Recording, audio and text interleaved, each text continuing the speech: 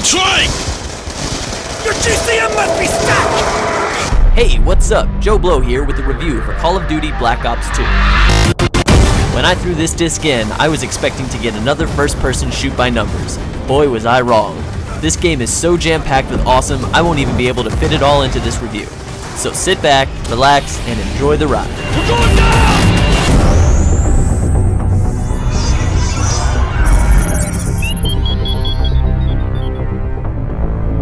Usually, when I sit down to play a Call of Duty game, the story is just an obnoxious string of random plot points that I have to follow in order to play through levels. Black Ops 1 had a pretty interesting story, but it was difficult to follow. The sequel aimed to fix that, and it succeeded. It's the year 2025, and you're David, son of Alex Mason, from the first Black Ops. You're hot on the trail of a man named Raul Menendez, who is the most dangerous terrorist since Osama bin Laden. Subtle. By visiting your father's friend, Sergeant Frank Woods, you learn about Menendez's past and where he might be in the present, or future, I guess. The story is rich with plot twists, both obvious and completely surprising, and for the first time ever, you have choices throughout the game. These choices impact what happens in further missions.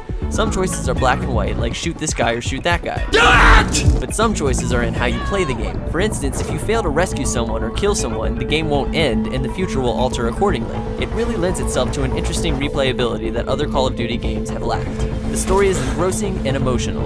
They've created a villain that is completely despicable, yet you have empathy for him. Your life will be consumed by absolute loss. There are even a few genuinely moving moments throughout the game that makes this game stand out instead of blend in. Hey! What the fuck happened in Panama?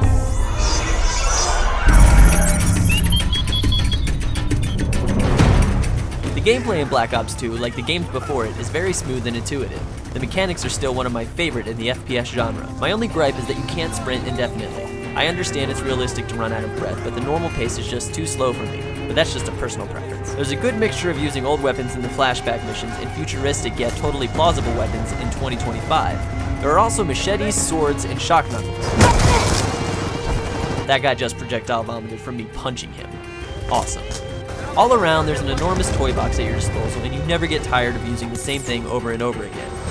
One really interesting thing that I believe is new to Call of Duty series is choosing your loadout before each mission. You start out with barely any options, but as your missions progress, more weapons and accessories become available. You can essentially build your perfect soldier custom to your specific style of gameplay. You can also go back to earlier missions and replay them with things you've unlocked later in the game. Throughout the game, you do everything from swimming, flying, driving, and horseback riding. Yeah, I'm shooting a rocket launcher from horseback. I can't make this mess up. You never get bored, there's always something new to do, and it never drags on too long.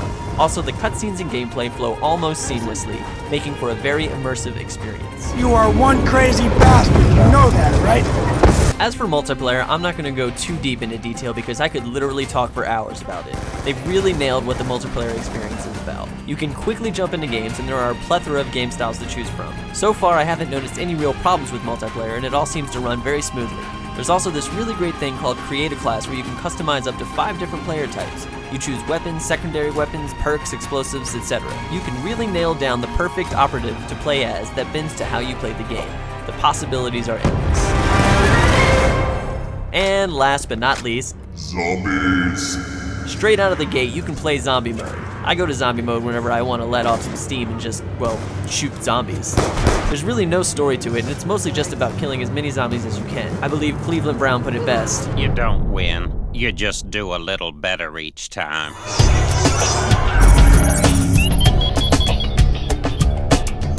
The game goes back and forth between the 1980s and 2025. There are 11 missions, and they vary on when they take place based on the progression of the story.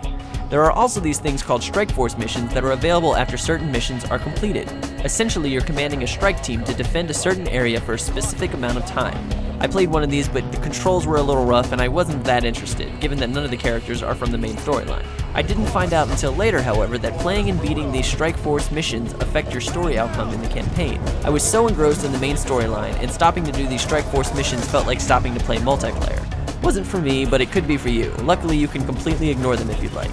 Fucking waste of time. Every aspect of this game seems very meticulously thought out and planned. It's thick with variety and character, a prime example of what a game should look like if you actually put your heart into making it. What do you say we blow off a little steam, huh? Throw a few punches first? Ooh.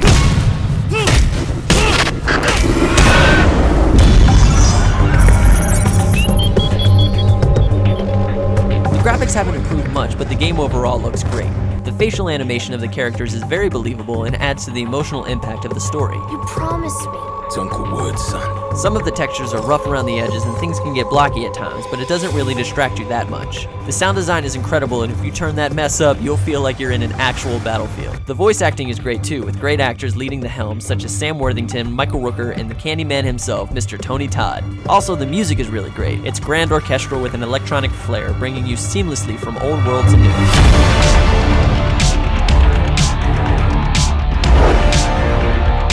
You cannot pause cutscenes. It will either skip this scene completely or ignore that you're trying to do anything. So obnoxious.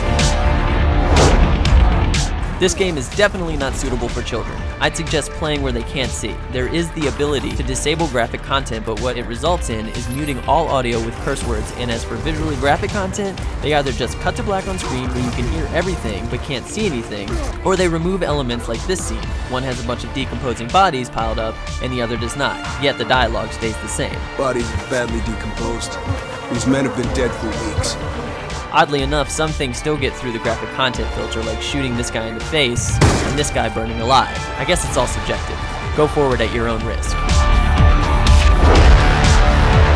You could play the campaign of this game over the course of a month or so if you wanted. Each mission runs about 30 minutes, so you can sit down every once in a while and play a mission here or there. Story-wise, you might forget a few details, but the overall picture will still be prevalent in each mission. Evil terrorists, find him, kill a bunch of baddies along the way. If you play it straight through with no interruptions, you could probably beat it in about 5 or 6 hours. I would suggest renting or borrowing this game if you just want a quick playthrough to get it out of your system. However, you should definitely buy this game if you want to get everything there is to offer, because it's gonna take a while. This should be good. Ultimately, I went in with mediocre expectations of this game, and it far surpassed them. From the story to the multiplayer to the hordes of zombies, this game delivers on all fronts and is definitely one to add to the arsenal. Now